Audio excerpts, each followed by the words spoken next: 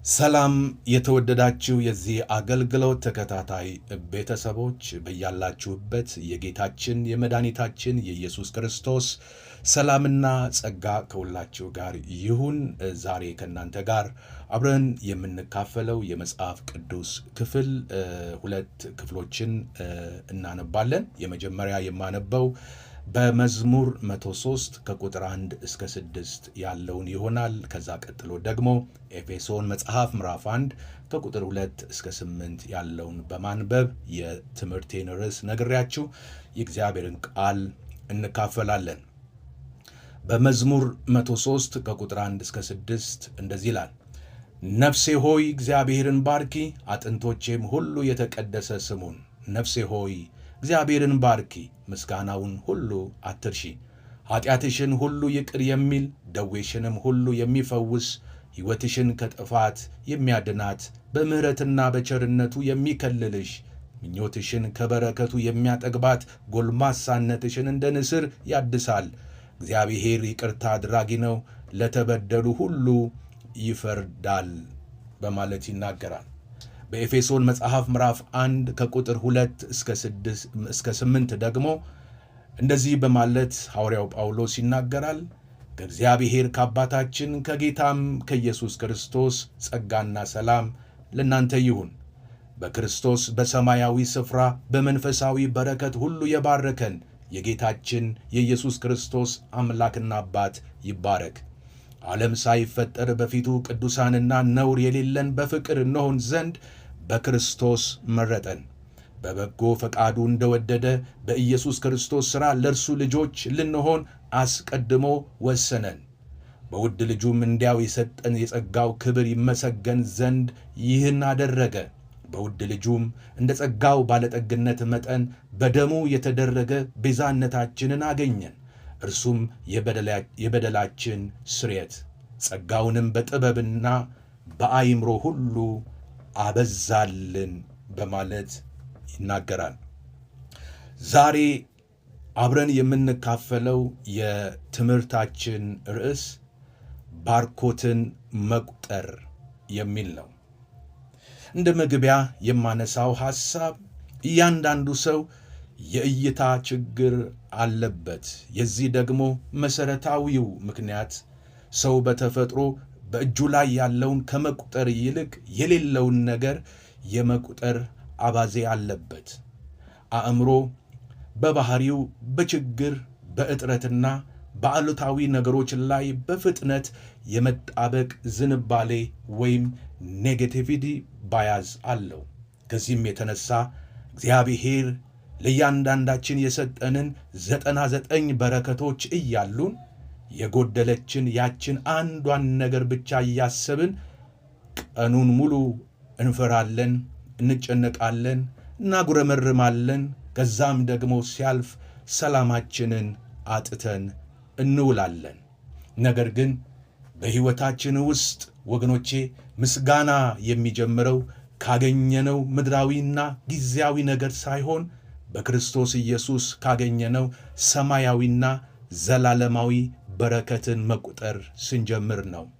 የእግዚአብሔርም ቃል በረከቶቻችንን እንድናስብ እንድንቆጥርና በተቀበልናቸው በረከቶቻችን ደስተኛ ሆነን እግዚአብሔርን እያመሰገንን እንድንኖር በብርቱ ያዘናል። ከዚህ አንጻር አንድ ታሪክ ልንገራችሁና ወደ ትምህርቴ በቀጥታ አልፋለሁ። ታሪኩ የሚያጠነጥነው በቢሊዮኖች የሚቆጠር ሀብት የተሸከመ ነገር ግን ደግሞ ድሃ ነኝ በማለት ስለሚያስብ አንድ ገበሬ ይሆናል። አንድ ድሃ ነኝ ብሎ የሚያስብ ገበሬ ሁል ጊዜ ስለ ድህነቱ እያሰበና የጎደለውን ነገር ብቻ በመቁጠር በማጉረምረም ይኖር ነበረ። ከዕለታት አንድ ቀን የገበሬውን ማማረር የሰማ አንድ ጠቢብ ሰው ወደ እርሱ ቀርቦ እንዲህ ሲል ጠየቀው። ጠቢቡ አንድ ዓይንህን በ10 ሚሊዮን ብር ትሸጥልኛለህ? ገበሬውም በፍጹም አልሸጥም በማለት መለሰለት።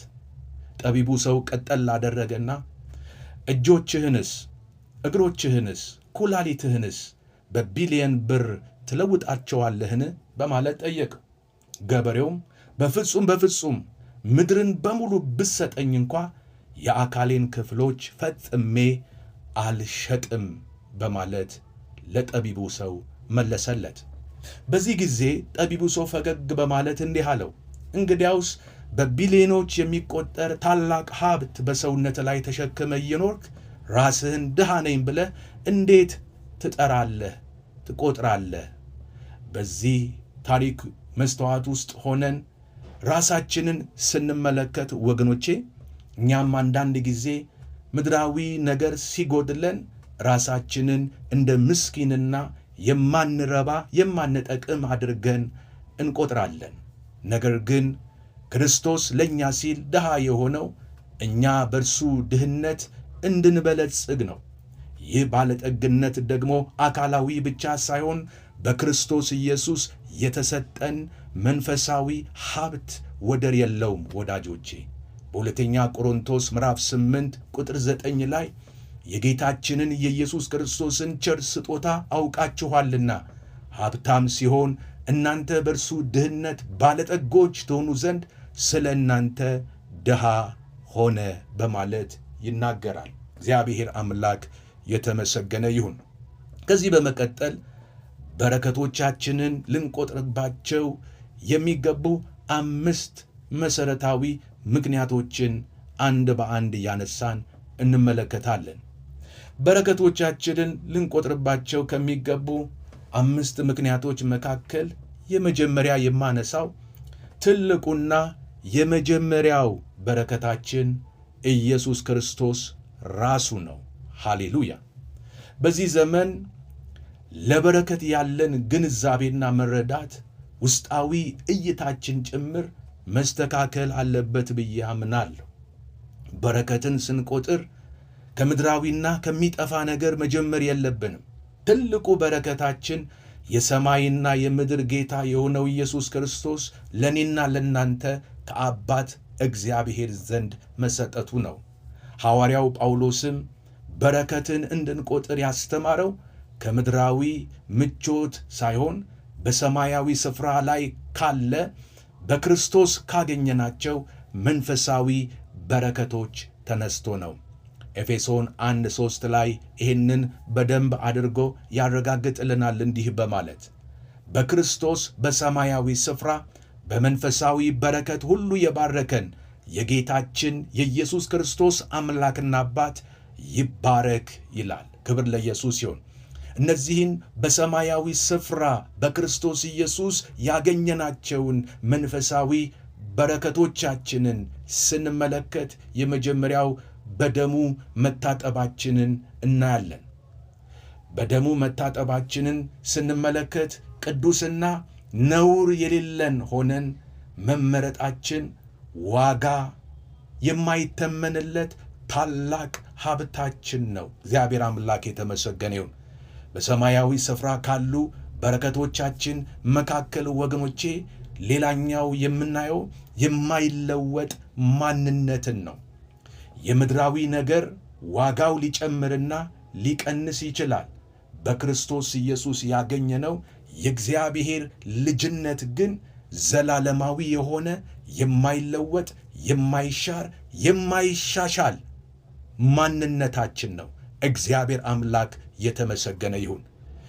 በሰማያዊ ስፍራ ካሉን ልንቆጥራቸው ከተገቡ በረከቶቻችን ውስጥ እንግዲህ የምንመለከተው የበደል ስርየትና የጸጋውን ባለጠግነት ነው። ጳውሎስ ይህንን በተመለከተ እግዚአብሔር ጸጋውን በጥበብና በአእምሮ ሁሉ አብዝቶልናል ሲል እያንዳንዳችን በክርስቶስ ኢየሱስ ከማመናችን የተነሳ በቅዱስ ደሙ ከመታጠባችንና የማይለወጥ የእግዚአብሔር ልጅነት የሆነ ማንነት ከማግኘታችን የተነሳ እግዚአብሔር አምላክ የእያንዳንዳችንን አእምሮ በጸጋውና በጥበቡ እንደሞላ ይነግረናል። እግዚአብሔር አምላክ የተመሰገነ ይሁን። በረከቶቻችንን መቁጠር ያለብን ከማነሳቸው 5 ምክንያቶች መካከል ሁለተኛው አእምሮን በክርስቶስ እውነት ለማደስ ወይም ደግሞ ማይንድ ሴት ለማድረግ ነው። ክብር ለኢየሱስ ይሁን። ይህንን በተመለከተ በረከቶቻችንን በመቁጠር ሂደት ውስጥ አእምሮ የሚሰራባቸው 6 መሰረታዊ ሕጎች አሉ። ከነዚህ አእምሮ ከሚሰራባቸው መሰረታዊ ሕጎች መካከል የመጀመሪያው የትኩረት ሕግ በማለት ይታወቃል። በሕይወታችን ውስጥ ትኩረት ያደረግንበት ነገር የመሆንና የመፈጸም ዕድሉ ከፍ ያለ ይሆናል። አሰራሩም ደግሞ አእምሮ በአንድ ጊዜ በሁሉም ነገር ላይ ትኩረት ማድረግ ስለማይችል፣ ስለዚህ የመረጥነው ነገር ብቻ አእምሯችን ጉልህ አድርጎ ያሳየናል። አንድ ነገር ላይ ትኩረት ስናደርግ አእምሯችን ትኩረት ያደረግንበትን ነገር መፈጸም የሚያስችል መፍትሄ፣ ዕውቀት፣ ጥበብ፣ በዙሪያችን የሚያስፈልጉ ነገሮችን ሰዎችንም ጭምር ማሰባሰብ ይጀምራል። ውጤቱም ደግሞ 2 መልክ ይኖረዋል። ለምሳሌ በችግር ላይ አንድ ሰው የሚያተኩር ከሆነ ችግር ብቻ የሞላበት እስኪመስል ድረስ ይጨነቃል። በአንጻሩ ደግሞ በበረከት ላይ ትኩረት የሚያደርግ ሰው የእግዚአብሔር ታማኝነት በሕይወቱ ጎልቶና ደምቆ ይታየዋል። እግዚአብሔር የተመሰገነው። እንግዲህ ይሄ አእምሮ ከሚሰራባቸው ሕጎች መካከል የትኩረት ሕግ በመባል ይታወቃል። ሌላው አእምሮ የሚሰራበት ሁለተኛው ሕግ የስሜት ሕግ ነው። ይህንን ሕግ ስንመለከት የምናስበው ነገር ሁሉ የሚሰማንን ስሜቶቻችንን ይወስናል። ይህንን አሰራር ስንመለከት የአስተሳሰብ አቅጣጫ ቀጥታ ወደ ስሜት እንደሚተረጎም እናያለን ማለት ነው። እዚህ ላይ ውጤቱ ምንድን ነው? በተከታታይ ለምሳሌ ያክል አንድ ሰው በተከታታይ በሕይወቱ ላይ ስለ ኪሳራዎች ብቻ የሚያስብ ከሆነ በሕይወቱ ላይ ወይም በስሜቱ ላይ ሐዘን ይፈጠራል፣ ወይም ደግሞ ስሜቱ ዲክላይን እያደረገ ወደ ታች እያዘቀዘቀ የሚሄድ ይሆናል። ሌላው ደግሞ ስለ በረከትና እግዚአብሔር ስላደረገልን መልካም ነገር ማሰብ ስንጀምር ደግሞ ስሜቶቻችን ላይ ያለው ግራፍ ወደ ላይ የሚወጣ ይሆንና ደስታና ምስጋናን በሕይወታችን ላይ ይፈጥራል። እዚህ ላይ ዋናው ቁልፉ ነገር ምንድን ነው? ምስጋና የስሜትን አቅጣጫ ወዲያውኑ የመቀየር አቅም ያለው እንደሆነ እንመለከታለን። በተለያየ መንገድ በተደጋጋሚ ኪሳራን ባሰብን ጊዜ በሐዘን እያሽቆለቆለ የወረደው ስሜቶቻችንን በቀጥታ እግዚአብሔር ያደረገልንን ነገር እያሰብን የእግዚአብሔርን ውለታ እያሰብን መልካምነት እያሰብን ማመስገን ስንጀምር ከመቅጽበት እየተሽቆለቆለ ያለው ስሜት ከምስጋናችን የተነሳ ወደ ላይ ማንሰራራት ይጀምርና በሕይወታችን ላይ ደስታን ይፈጥራል፣ ሰላም ይበዛል። እግዚአብሔር አምላክ የተመሰገነ ይሁን። ሌላው አእምሮ የሚሰራበት ሕግ የማስታወስ ሕግ ይባላል። እዚህ ላይ አእምሮ የሚደጋገም ነገርን በጥልቅ ስፍራ ውስጥ ያስቀምጣል። ይሄ የሚሰራበትን የዚህን ሕግ አሰራር ስንመለከት በየቀኑ የምናስበው በየቀኑ የምናወራው ነገር ሁሉ አእምሯችን ያንን የምናወራውን የምናስበውን ነገር የሚያስቀምጥበት ስውር የሆነ መዝገብ አለው። ስለዚህ ያንዳንዱ የምናስባቸውንና የምናወራቸውን ነገሮች አእምሯችን መዝገብ ቤት ውስጥ ወስዶ ምን ያደርጋቸዋል? ያስቀምጣቸዋል።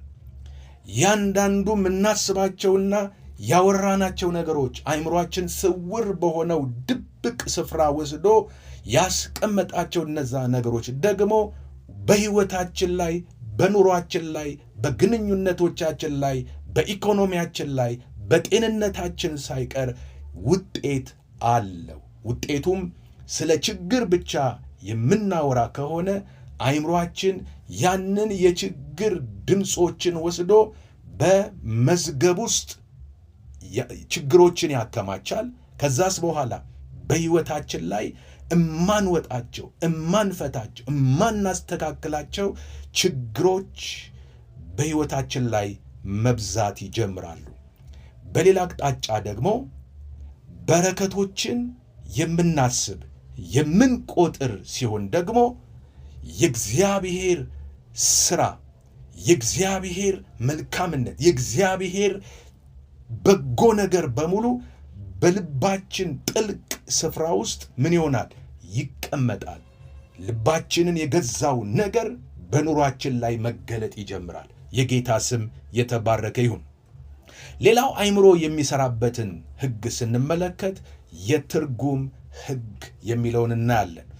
እዚህ ላይ የትርጉም ሕግ ሲባል ለክስተቶች የምንሰጠው ትርጉም ሕይወቶቻችንን፣ ኑሯችንን፣ ጤንነታችንን፣ እያንዳንዱን ግንኙነቶቻችንን ለክስተቶች የሰጠናቸው ትርጉም ሕይወታችንን የመቅረጽ ኃይል አላቸው። እዚህ ላይ አእምሯቸው ነገሮችን በተሳሳተ መንገድ በመተርጎም የሚቸገሩ ሰዎች በርካታ ናቸው። የብዙ ሰዎች ችግር ይሄ ነው። ነገሮችን በትክክለኛ መንገድ ሳይሆን በተሳሳተ መንገድ ይተረጉማሉ። የተሳሳተ ውጤትን ደግሞ በሕይወታቸው ላይ በኑሯቸው ላይ ሲንጸባረቅ ይታያል። እንግዲህ ይህንን አሰራር በተመለከተ በሕይወት ውስጥ በሚገጥሟችሁ ፈተናዎች ላይ የምታሳርፉት እይታ የነገ ማንነታችሁን እንደሚቀርጽ እንደሚወስነው ማወቅ ይኖርባችኋል። ለምሳሌ አንድን ገጠመኝ አንድ ሰው መጨረሻዬ ነው፣ ዋጋ የለኝም፣ መውደቄ ነው ብሎ ሊያየው ይችላል። ያንኑ ገጠመኝ ደግሞ ሌላ ሰው እግዚአብሔር በዚህ ውስጥ የሚያስተምረኝ ነገር አለ፣ ይሄ ገጠመኝ የውድቀቴ የመጨረሻዬ አይሆንም፣ ከዚህ ከገጠመኝ ነገር የምማረው የማውቀው አንድ ነገር አለ፣ እግዚአብሔር አምላክ በዚህ ውስጥ ሕይወቴን ሊቀርጸው የፈለገበት ነገር አለ ብሎ ያንን የገጠመውን ነገር በዚህ መንገድ የሚተረጉም አለ። ስለዚህ አንድን ነገር ሰው የመጨረሻው እንደሆነ ሊተረጉም ይችላል፣ መውደቂያው እንደሆነ ሊያስብ ይችላል። ወይም ደግሞ እግዚአብሔር በዚህ ውስጥ የሚያስተምረኝ ነገር አለ፣ ማልፍበትን እግዚአብሔር ያውቃል ብሎ የሚተረጉም ሰው አለ።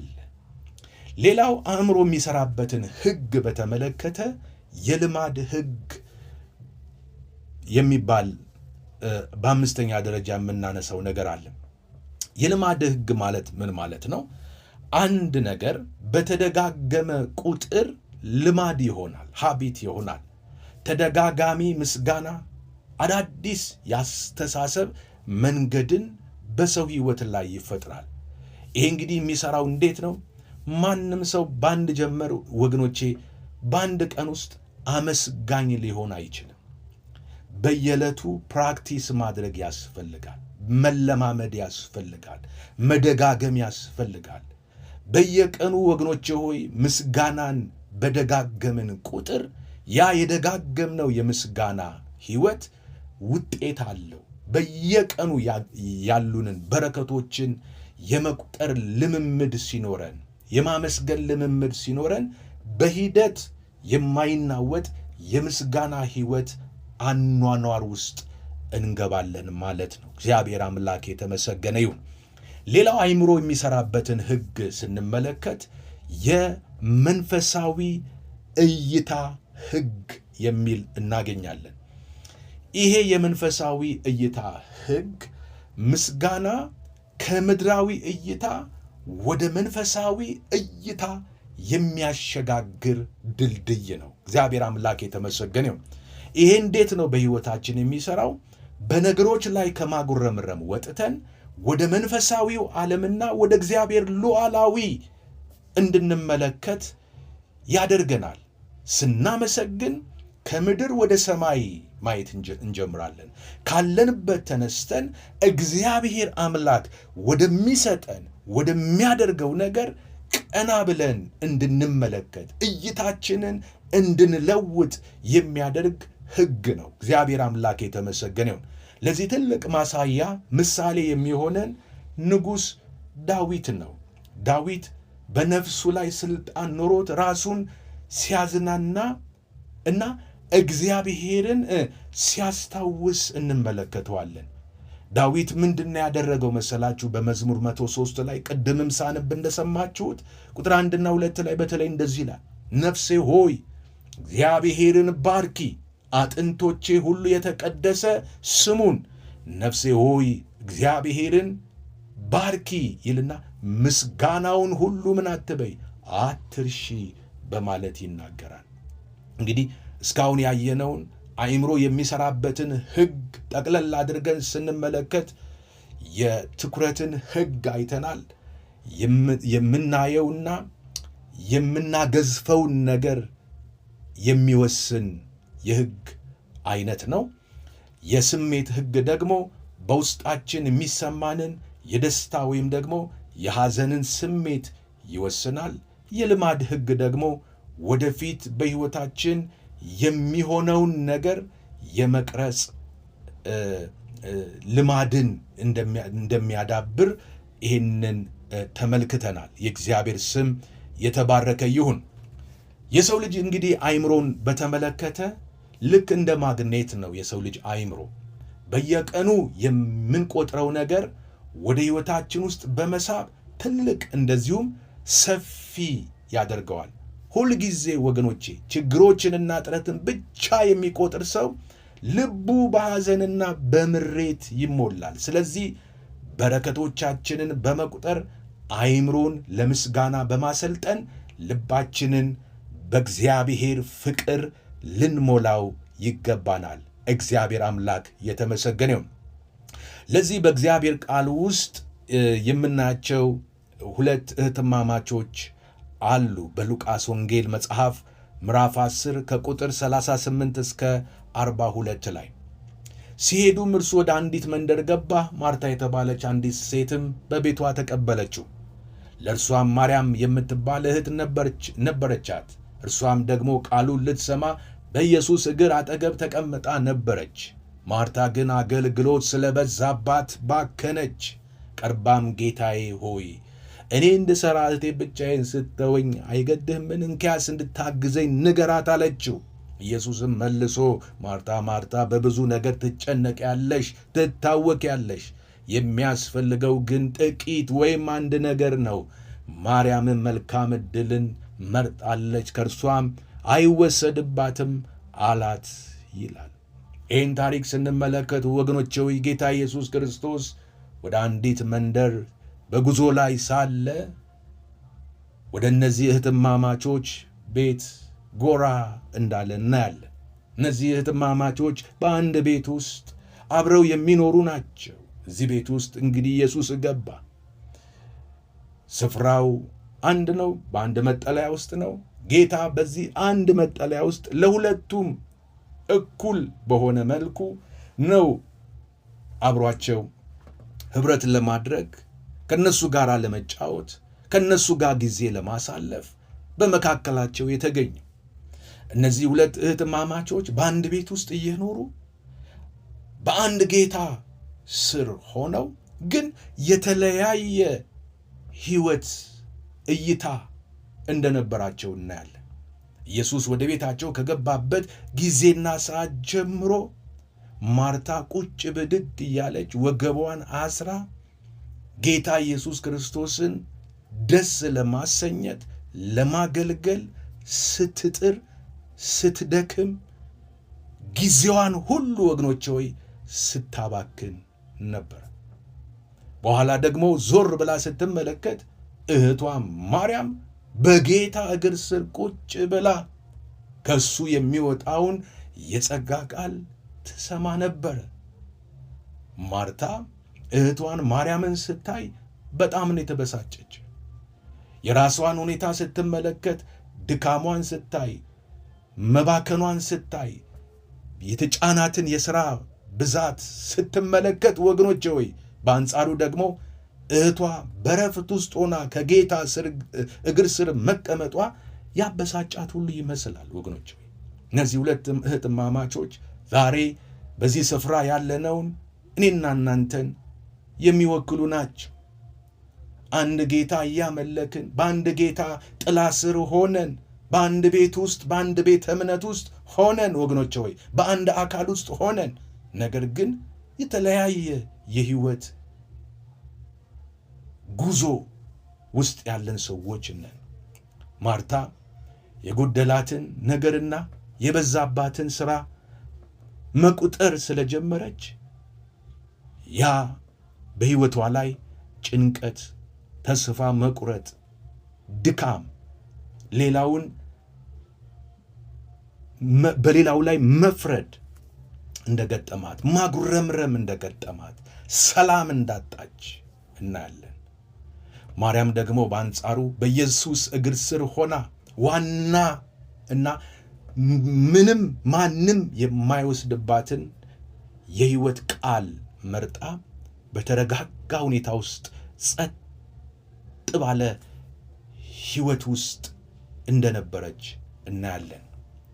የእግዚአብሔር ቃል ወገኖቼ ሆይ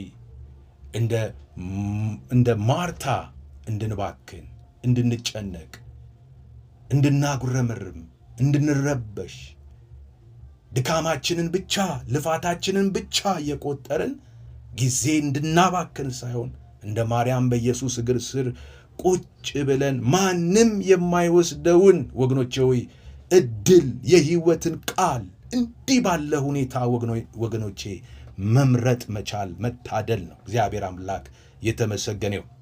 በፊልጵስዩስ ምዕራፍ 4 ቁጥር 8 ላይ ጳውሎስ ለፊልጵስዩስ ምዕመናን እንዲህ ይላል፣ በቀረውስ ወንድሞች ሆይ እውነተኛ የሆነውን ነገር ሁሉ፣ ጭምትነት ያለበትን ነገር ሁሉ፣ ጽድቅ የሆነውን ነገር ሁሉ፣ ንጹሕ የሆነውን ነገር ሁሉ፣ ፍቅር ያለበትን ነገር ሁሉ፣ መልካም ወሬ ያለበትን ነገር ሁሉ፣ በጎነት ቢሆን ምስጋናም ቢሆን እነዚህን አስቡ ይላል። ክብር ለጌታ ይሁን። ይህንን ቃል ስንመለከቱ ወገኖቼ ሆይ ዛሬ ምን እያስብን ነው ያልነው? ምን እየቆጠርን ነው ያልነው? በምን አይነት ሁኔታ ውስጥ ነው ስንመላለስ የነበር ነው? የእግዚአብሔር ቃል እነዚህን አስቡ ይለናል። ሰላም ያለበትን እንድናስብ፣ በረከት የሆነውን እንድናስብ እግዚአብሔር ይህንን ይፈልጋል። የእግዚአብሔር ስም የተባረከ ይሁን። ባርኮትን መቁጠር ያለብን ሦስተኛው ምክንያት ያለፉ ድሎች ወይም ያለፉትን ድሎች መቁጠር የነገውን እምነታችንን ያጠነክራል። እግዚአብሔር ትላንት በሕይወታችን ውስጥ ያደረገልንን ታላላቅ ነገሮችን ስናስታውስና ስንቆጥራቸው ወገኖቼ ወደፊት ለሚገጥሙን ውጊያዎች፣ ተግዳሮቶች፣ ፈተናዎች እምነት፣ ኃይልና ድፍረትን እናገኛለን። ለዚህ ማሳያ የሚሆነንን በአንደኛ ሳሙኤል መጽሐፍ ምዕራፍ 17 ላይ ዳዊት ጎልያድን የጣለበትን ምስጢር እናንተ ጊዜ ወስዳችሁ አንብቡ። ዳዊት ጎልያድን ከመጋፈጡ በፊት የቀደሙ ድሎችን ቆጥሮ ነበረ። እግዚአብሔር ከአንበሳና ከድብ እጅ እንዴት እንዳዳነው አስቦ ነው ወደ ጦርነት የገባው።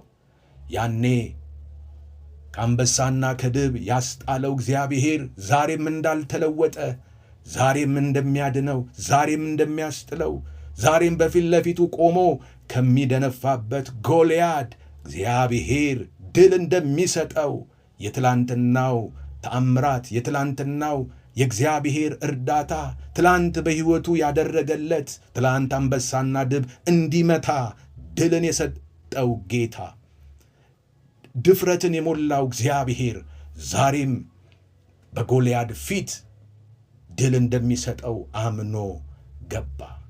ያ ትላንት ያዳነው አምላክ ዛሬም በጎልያድ ፊት እንደማይጥለው ወገኖቼ እግዚአብሔርን ተማምኖ ነው ወደ ውጊያ ውስጥ የገባው።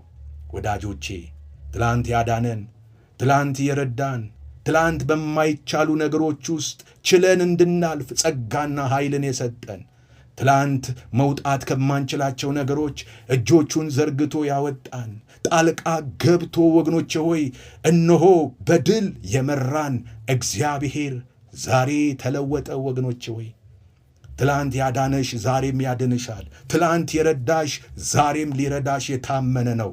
እግዚአብሔር ይረዳኛል የሚል ሰው፣ እግዚአብሔር ያግዘኛል የሚል ሰው፣ እግዚአብሔር ያስጥለኛል የሚል ሰው፣ እግዚአብሔር ያሻግረኛል፣ ዛሬም እግዚአብሔር ከኔ ሳይድ ነው የሚል ሰው ወገኖቼ ሆይ እግዚአብሔርን ያመስግን። ክብር ለጌታ ይሁን። ይህንን ከወንጌል አንጻር ስንመለከተው እግዚአብሔር ከሁሉ የሚበልጠውን አንድያ ልጁን ለእኛ አሳልፎ ሰጥቶናል። ታዲያ ትልቁን ስጦታ የሰጠን አምላክ እግዚአብሔር ትናንሽ የሆኑ ወገኖቼ ምድራዊ ፍላጎቶቻችንን እንዴት አይሰጠንም? የቀደመውን የእግዚአብሔርን ታማኝነት ማሰብ የነገ ተስፋችንን ያለመልማል። የነገ መንገዳችንን ቀና ያደርጋል። የነገ ከፊት ለፊት ያለውን የተዘጋ በሮቻችንን ለማስከፈት አቅም ይሆናል። እግዚአብሔር የተመሰገነ ይሁን። ዳዊት በመዝሙር 103 ላይ ቁጥር 2 እና 5 ላይ እንዲህ በማለት ነፍሱን ሲሰብክ እናያለን። ነፍሴ ሆይ እግዚአብሔርን ባርኪ፣ ምስጋናውን ሁሉ አትርሺ ይልና ቁጥር 2 ላይ ቁጥር 5 ላይ ደግሞ ምኞትሽን ከበረከቱ የሚያጠግባት ጎልማሳነትሽን እንደ ንስር ያድሳል በማለት ዛሬም እግዚአብሔር በድካም ፈንታ ታድሶን እንደሚያመጣ፣ ዛሬም እግዚአብሔር ምኞትን በበረከቱ የሚያጠግብ አምላክ እንደሆነ፣ እንዳልተለወጠ እንደሚረዳ ለነፍሱ ያሳስባታል። ዛሬ ወገኖቼ ሆይ ምናልባት የሚሰብካችሁ ሰባኪ እንኳን ባይኖር በዙሪያችሁ ለነፍሳችሁ እንዲህ ብላችሁ ስበኩ። ነፍሴ ሆይ እግዚአብሔርን ባርኪ፣ ምስጋናውን ሁሉ አትርሺ።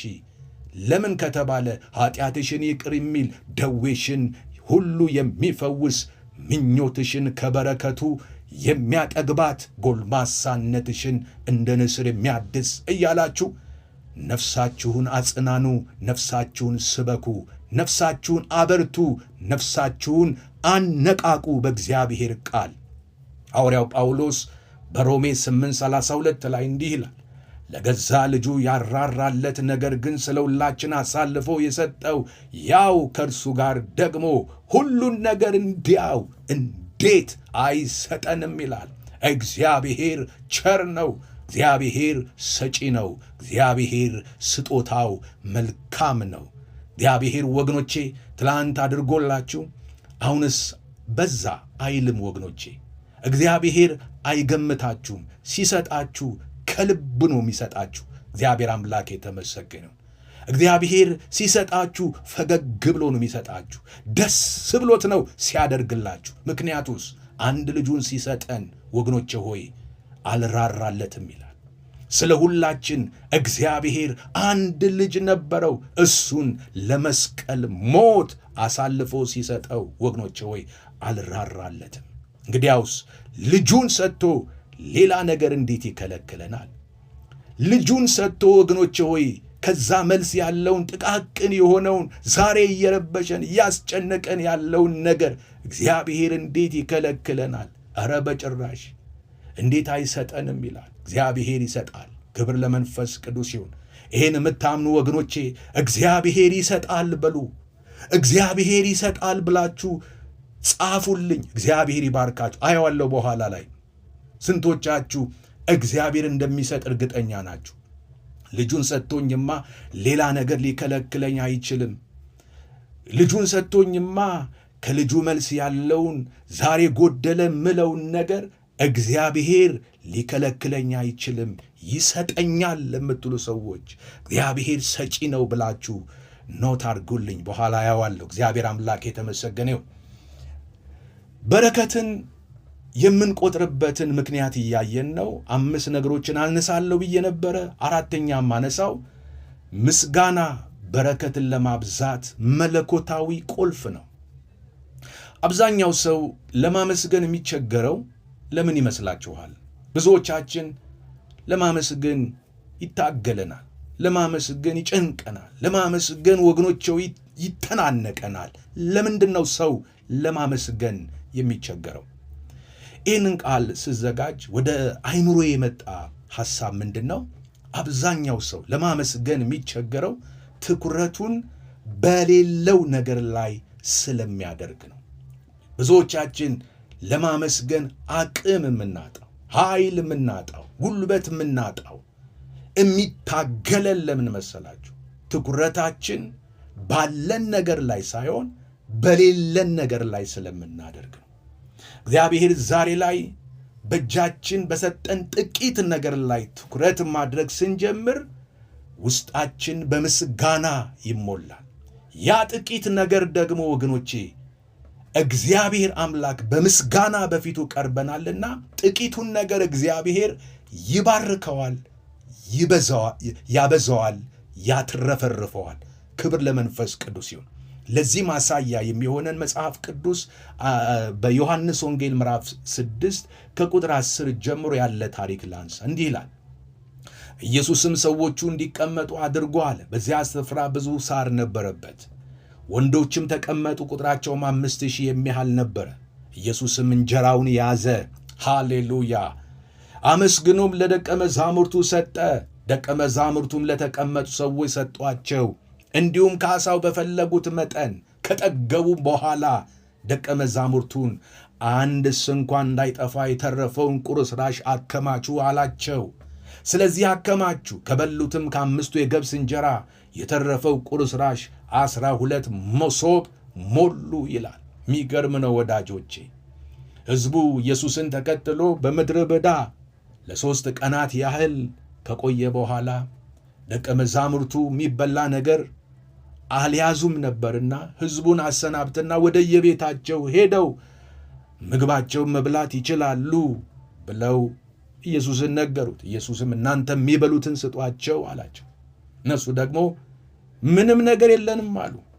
የሚገርመው ነገር በመካከላቸው 2 ዓሣና 5 እንጀራ የያዘ ብላቴና ነበረ ይላል።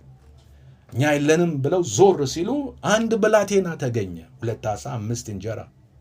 ምናልባት ይህ ልጅ እነዚህን 2 ዓሣና 5 እንጀራ የያዘው ከቤቱ ሲወጣ ተመልሶ ወደ ቤቱ እስከሚሄድ ድረስ ስንቁ ሊሆን ይችላል።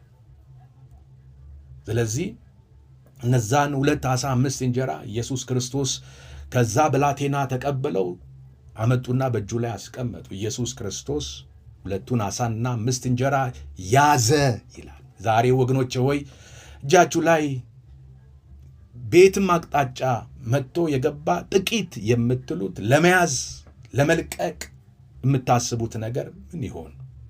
ጥቂት ነው ብላችሁ ልትጥሉት ያለ ነገር ምን ይሆን? ዛሬ ጥቂት ነው ብላችሁ ልትጥሉት ያለውን ነገር አትጣሉት፣ ያዙት። ሃሌሉያ! ታምራት የሚጀምረው በሱ ነውና፣ በረከት የሚጀምረው በሱ ነውና፣ መትረፍረፍ የሚጀምረው በዚህ ጥቂት በምትሉት ነገር ውስጥ ነውና ያዙት። ኢየሱስ ያደረገው ይህንን ነው። ጥቂቱን ይዞ ከዛ ምን አደረገ? አመሰገነ ይላል። ከዛ ቆርሶም ሰጣቸው፣ ለደቀ መዛሙርቱ ሰጣቸው። ደቀ መዛሙርቱም ደግሞ ለሰው ማደል ጀመሩ። የሚገርም ታምር ሆነ። ሃሌሉያ! ዛሬ ከዚህ ቃል በኋላ በሕይወታችሁ አይታችሁና ተለማምዳችሁ የማታውቁት የተአምራት በሮች የሚከፈትላችሁ ሰዎች አላችሁ። ነገሮቻችሁ የሚበዙላችሁ፣ ነገሮቻችሁ የሚትረፈረፉላችሁ፣ ወደሚትረፈረፍ ነገር እግዚአብሔር አምላክ የሚያስገባችሁ ሰዎች አላችሁ። ደስ ይበላችሁ፣ እንኳን መጣችሁ። ዛሬ ይሄ ቃል ለበረከት መጥቷል። ይሄ ቃል ለለውጥ መጥቷል። እግዚአብሔር አምላክ የተመሰገነ ይሁን። ጌታችን ኢየሱስ ክርስቶስ 5000 ሕዝብ ከመመገቡ በፊት ያደረገውን ልብ በሉ። በእጁ የነበሩትን 5 እንጀራና 2 ዓሣ ይዞ አላጉረመረመም። ምን ከምን ይሆናል? ይህንን ያህል ለሚያህል ሕዝብ ይህን እንዴት አድርጌ ነው ማዳረሰው ብሎ አልተጨነቀም። ምን አረገ? አመሰገነ። ወገኖቼ ዛሬ ባላችሁበት ሁኔታ ወገኖቼ ሆይ ይህን ምን ከምን አድርገዋለሁ? ይህን ለምን እቆርሰዋለሁ? ለምን እከፍለዋለሁ? ለዚህ ላድርገው፣ ለዚህ ላድርግ በሚያስብል ጥቂት ነገር ተይዛችሁ ያላችሁ ወገኖቼ ዛሬ እግዚአብሔር መንፈስ በዚህ ቃል ይናገራል። አመስግኑ። ሃሌሉያ። ጥቂት በምትሉት ነገር ላይ በእግዚአብሔር ፊት ቆማችሁ አመስግኑ። ይዞ አመሰገነ። ምስጋና ወገኖቼ ባህሪው አስደናቂ ነው። ምስጋና ጥቂት ነገር እጃችሁ ላይ ካለ ያንን ጥቂት የነበረውን ነገር የሚያትረፈርፍ ኃይል ከሰማይ ያስለቅቃል። ክብር ለመንፈስ ቅዱስ ይሁን። ዛሬ እጃችን ላይ ያለውን ጥቂት ነገር ይዘን በምስጋና ስንቆም ጥቂቱ ነገር ይበዛል። እጥረት ወደ መትረፍረፍ ይለወጣል።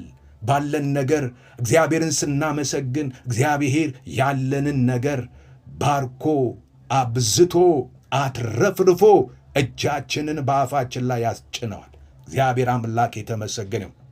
2 ዓሣና 5 እንጀራ ተባርኮ 5,000 መግቦ 5,000 አባወራ እማወራ ደምሩበት፣ ልጆችን ጨምሩበት፣ ኦልሞስት ወደ 20,000 የሚሆን ሕዝብ በ2 ዓሣ በ5 እንጀራ ያን ያደረገ እግዚአብሔር ዛሬ ተለወጠ ትላላችሁ ወገኖች? ዛሬም እግዚአብሔር ሕያው ነው። ዛሬም እግዚአብሔር ኤልሻዳይ ነው። ዛሬም እግዚአብሔር የታምራት አምላክ ነው። ይሄ ብቻ አይደለም ወገኖቼ ሆይ፣ ከተረፈ በኋላ እንዳይባክን ያዙ አለ፣ ሰብስቡ አለ። ዛሬ ወገኖቼ ሆይ በእጥረት ምክንያት እየተንገዳገዳችሁ ያላችሁ ወገኖቼ እጥረት ይሰበራል። የሚያንገዳግዳችሁን ዋንጫ እግዚአብሔር ከእጃችሁ ላይ ያነሳል። የጎደለውን ያስወግዳል። እግዚአብሔር ሙሉ ዋንጫን ይሰጣችኋል። እግዚአብሔር አምላክ የተመሰገነ። እንዲህ ትላላችሁ፣ ጽዋዬም የተረፈ ነው። ሃሌሉያ። ይህንን ሁሌ በየሳምንቱ እናውጃለን በፕሮግራማችን ላይ። ጽዋዬ ምን ያለ ነው? የተረፈ ነው። ከዚህ በኋላ ያለው ዘመናችሁ፣ ከዚህ በኋላ ያለ ኑሯችሁ፣ ከዚህ በኋላ ያለ የልጆቻችሁ ዘመን ጭምር ወገኖቼ ሆይ የተትረፈረፈ ይሆናል። እግዚአብሔር አምላክ የተመሰገነ ይሁን። ጽዋዬ ሙሉ ነው፣ ሞልቶ ይፈሳል። እግዚአብሔር አምላክ የተመሰገነ ይሁን። ይህን መጽሐፍ ከቻላችሁ እግዚአብሔር ይባርካችሁ። በኋላ ላይ አየዋለሁ። ጻፉም ብላችሁን ጻፉ። እግዚአብሔር አምላክ ሞልቶ የሚፈስ በረከትን ላንቺ አዘጋጅቷል። ሞልቶ የሚፈስ የሚትረፈረፍ ነገር እግዚአብሔር አምላክ ከፊት ለፊታችሁ አዘጋጅቷል። የመጨረሻው ወገኖቼ በረከታችንን ምንቆጥርበትን 5ኛውን ምክንያት ስንመለከት ከሁሉ የላቀው ትልቁ በረከት የዘላለም ድነት ነው። የዘላለም ሕይወት ነው። ወዳጆቼ በምድር ላይ አለኝ ብለን የምንቆጥራቸው ቤት ይሁን መኪና ይሁን ገንዘብ፣ ዝና፣ እነዚህ ሁሉ ያልፋሉ። ዛሬ ከኛ ጋር ኖረው ነገ ሊጠፉ ይችላሉ። ምንም ዋስትና የለንም፣ ምንም መተማመኛ የለንም። ነገር ግን በክርስቶስ ኢየሱስ ያገኘናቸው በረከቶቻችን የማይጠፉና ዘላለማዊ ናቸው። ላስታውሳችሁ፣ በክርስቶስ ኢየሱስ ምን አገኘን? የኃጢአት ይቅርታ። በደሙ ሕይወታችን ታጠበ፣ ልባችን ነጻ፣ ኃጢአታችን ተደመሰሰ። ይህንን ማንም አይወስድብንም። የእግዚአብሔር ልጆች ሆንን። የሰማይ መንግሥት ወራሾች መሆናችንን እናስታውስ። የዘላለምን ሕይወት አግኝተናል።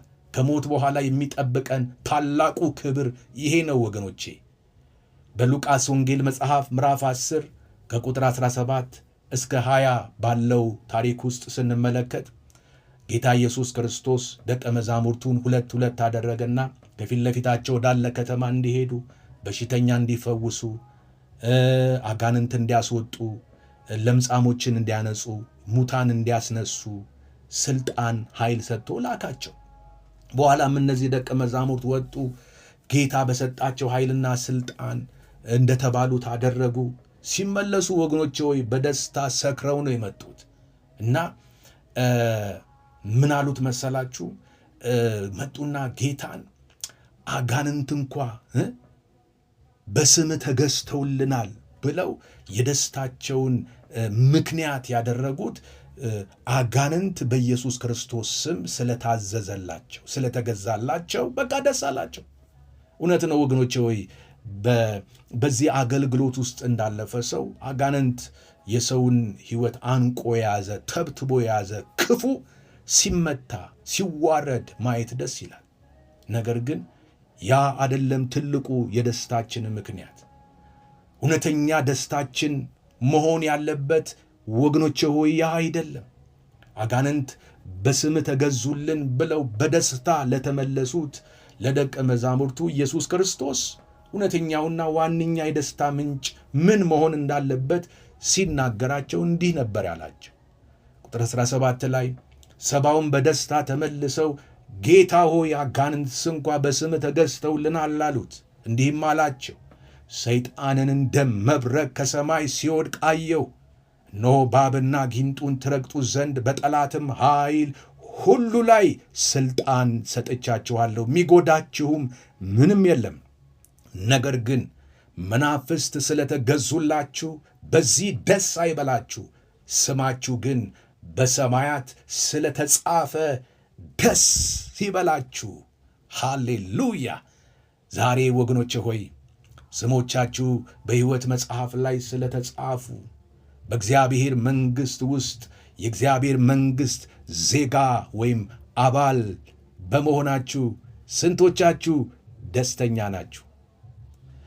በእግዚአብሔር መንግሥት ውስጥ ርስት እንዳላችሁ የእግዚአብሔር መንግሥት ወራሽ እንደሆናችሁ ቆጥራችሁ እግዚአብሔርን ስለዛ ዕለት ዕለት የምታመሰግኑ ስንቶቻችሁ ትሆኑ? ብዙ ሰዎች በየቀኑ የሚያሳልፉትን መከራና ችግር በመቁጠር ይውላሉ። በዚህም ምክንያት ያጉረመርማሉ፣ ይጨነቃሉ፣ ያዝናሉ፣ ሰላማቸውን ያጣሉ። በአንጻሩ ደግሞ ጥቂቶች ቢሆኑም በክርስቶስ ያላቸውን ሰማያዊ በረከቶቻቸውን ይቆጥራሉ፣ እግዚአብሔርንም ያመሰግናሉ፣ በደስታ ይሞላሉ፣ ሐሴት ያደርጋሉ፣ ይዘምራሉ። ደስተኛ ሆነው እግዚአብሔርን እያመለኩ ይመላለሳሉ። ዛሬ እኔና እናንተ ወዳጆቼ ሕይወታችንን በዚህ መንገድ ልንፈትሽ ያስፈልገናል። ሕይወታችንን ከምንፈትሽባቸው መንገዶች መካከል ክርስቶስ እኔን ከዘላለም ሞትና ከሲኦል ፍርሃት እንዴት እንዳዳነኝ አስተውላለሁን?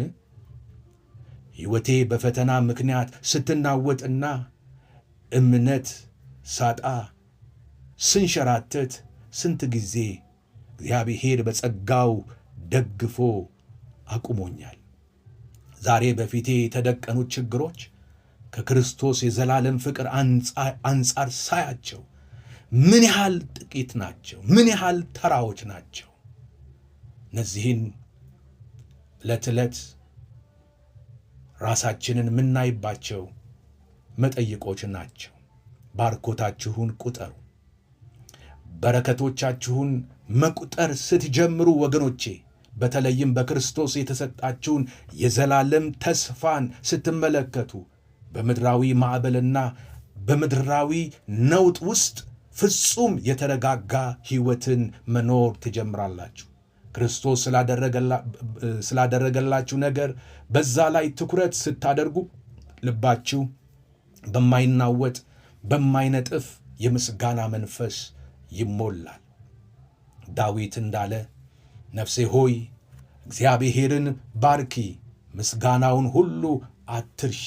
ኃጢአትሽን ሁሉ ይቅር የሚል ደዌሽንም ሁሉ የሚፈውስ ሕይወትሽን ከጥፋት የሚያድናት በምሕረትና በቸርነቱ የሚከልልሽ ብሎ ነፍሱን እንዳነቃቃ ወዳጆቼ የእግዚአብሔርን ምስጋና አትርሱ። ዕለት ዕለት ማዳኑን አስቡ። በረከቶቻችሁን ቁጠሩ። እግዚአብሔር ስለ እናንተ ዛሬም ሕያው ነውና እግዚአብሔር የተመሰገነ ይሁን።